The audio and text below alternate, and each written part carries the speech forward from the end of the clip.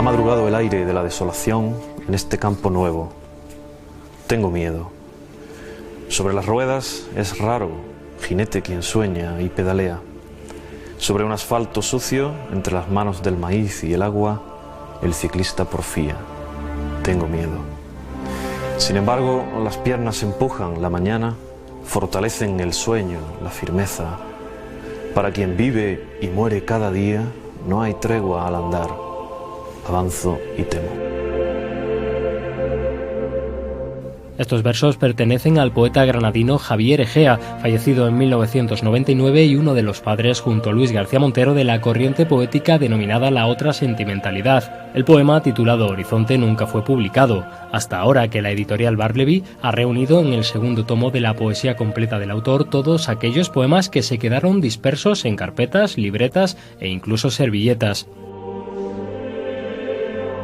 Pues la obra, por un lado, suelta, que Javier Egea publicó en distintas revistas, generalmente locales, y por otro lado, pues lo que digamos llama más la atención, lo más esperado, que sería la poesía inédita.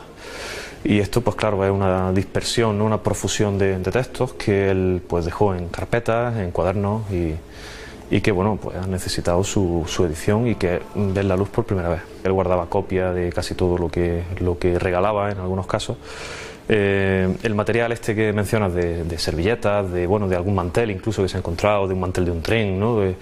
Pues bueno, hay poco material bueno dentro de este libro, ¿no? Lo que sí llena el gran contenido de esos casi 400 poemas que hay inéditos, pues son cuadernos normalmente pues muy minuciosamente anotados, fechados los poemas y firmados normalmente, y bueno, también en carpeta. Y muchos textos también a máquina, ¿no? A máquina y luego firmados de puño y letra. Muchos de los poemas que se han incluido en este volumen son textos que Javier Egea decidió dejar fuera de sus libros publicados.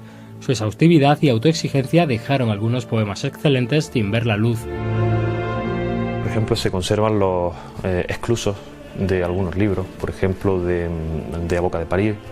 En concreto hay 3, ¿no? Que se pueden dar por terminados, y también los inéditos, rigurosos inéditos de Paseo de los Tristes, sobre todo de la primera parte, Renta y Diario de Amor, que son canciones muy breves, inspirados en Becker, ¿no? Y que bueno, él excluyó en una composición muy exquisita del libro a última hora antes de mandarlo al famoso premio Juan Ramón Jiménez, ¿no? que luego ganó. Y esto pues quizás sea lo más interesante como excluso. Hay algún excluso también de Raro de Luna, pero quizás menos interesante que los de Paseo de los Tristes, ¿no? Y alguna versión también de Tropomare, que cambia ligeramente, pero creo que la que conservó es mejor que la que se conserva, ¿no? Aunque para esto también sirve, ¿no? El libro.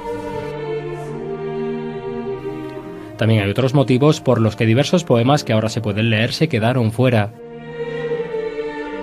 No todos los poemas que hay en el libro fueron inéditos por la misma razón. Es decir, pues por un lado algunos poemas quedaron inéditos, sobre todo los más antiguos, pues cuestiones de censura, ¿no? Que parece que se nos olvida el país donde vivíamos, ¿no? Por otro lado, pues muchas veces algún proyecto que se viene abajo. Por ejemplo, los poemas exclusos de la revista Poesía 70, cuyo número pues último de Jóvenes Poetas pues no se terminó, y con lo cual estos poemas quedan un poco en el aire. Por otro lado, yo creo que él era muy minucioso y perfeccionista, y yo creo que él no acababa de ver muchas veces algunos de estos textos, y que bueno, aún terminados pues decidía no enviar, no publicar, no difundir, ni siquiera a los amigos más íntimos, aunque realmente ahí quizás es demasiado estricto, puesto que luego pues la calidad de algunos de ellos es realmente apabullante, ¿no? Y yo creo que esto pues es una de las cosas más a resaltar, ¿no? En el libro, como preguntaba, hay poemas muy interesantes, ¿no? Javier Egea era un poeta muchas veces excesivo. Muestra de ello es el proyecto nunca acabado llamado Requiem. No sopesaba muy bien sus fuerzas, ¿no? Él de pronto en el año 82, mientras está escribiendo Paseo de los Tristes, decidió escribir un libro que se hizo célebre así un poco por el rumor, ¿no? El boca a boca, que es el Requiem. Y bueno, él pretende hacer una especie de requiem con citas en latín, con un homenaje, digamos, a Mozart y a Fauré, ¿no? Y todo esto. y se le va de las manos, ¿no? Simplemente yo creo que es un proyecto excesivo que ningún ser humano sería capaz de culminar, y en este sentido, pues claro, lógicamente queda inconcluso. Pero es un proyecto unitario y claramente definido en una carpeta distinta, con título, con índice, y que se conserva aparte. Y hay algún caso más, como el de unas polonesas que él escribió en homenaje a Chopin, porque una de las cosas que se revela en el libro es su interés por la música, que ya estaba en los libros publicados, pero que ahora se ve mucho más profundamente. Un aspecto de la poesía de Javier Egea era el humorístico. El poeta granadino era muy dado a escribir letrillas satíricas que incluían sus recitales. En este volumen se recogen también esos textos.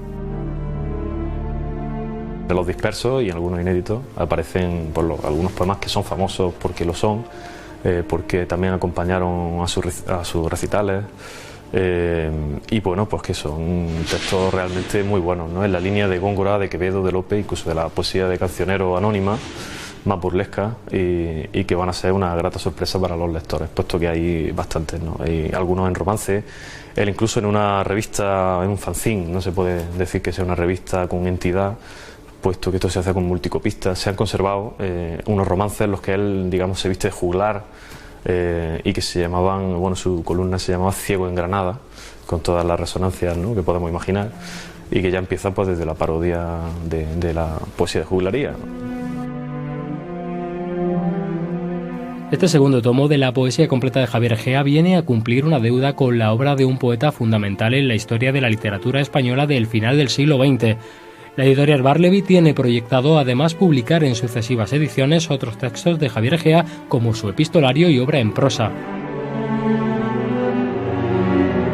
Creo que sí, que en cierta manera pues esto debe llenarnos de júbilo, el que un poeta de nuestra tierra, y además un gran poeta español contemporáneo, pues oye, pues decida una editorial fuerte apostar por él, ¿no? Y por fin completar un poco el hueco. Y yo creo que el lector se va a encontrar con un poeta en gran parte desconocido y muy interesante en todos los sentidos, ¿no? Y que bueno, hay que redescubrir y poner en su sitio, claro. Le pedimos a Jairo García Jaramillo, experto en la obra de Javier Egea, que nos defina en pocas palabras, para todo aquel que no conozca la figura de este poeta, cuáles son los principales rasgos por los que merece la pena leerle. Su obra habla por él, ¿no? Cualquiera que abra un libro de Javier Egea, en especial Tropomare o Paseo de los Tristes, pues se va a quedar deslumbrado ante un poeta muy interesante, muy importante, y que le va realmente a decir cosas. Pero bueno, en general yo creo que su figura puede entenderse pues como una figura imprescindible en su tiempo y en este país, sobre todo pues porque parte de una visión de la literatura personal muy vivida, ¿no? Muy honda, y prácticamente la que fue su ocupación toda la vida, ¿no? Casi su oficio, con una ética y una coherencia muy interesante, que hoy pues quizá también a veces es necesaria reivindicar, y con una visión también del mundo, pues digamos desde los de abajo, ¿no? Desde una visión materialista, una visión crítica, dura, con una sociedad pues muy injusta, y que bueno, digamos pues que junta estas famosas tres heridas de Miguel Hernández, ¿no? La de la vida, la de la muerte y la del amor, ¿no? Juntas en una especie de visión ontológica muy sugerente para el lector. Entonces bueno, pues se lo recomiendo a todo lector que por favor se acerque a este poeta, que además es muy nuestro, ¿no? Sin duda, este libro ofrece una oportunidad estupenda para conocer mucho más en profundidad a un poeta esencial que definió la poesía como pequeño pueblo en armas contra la soledad.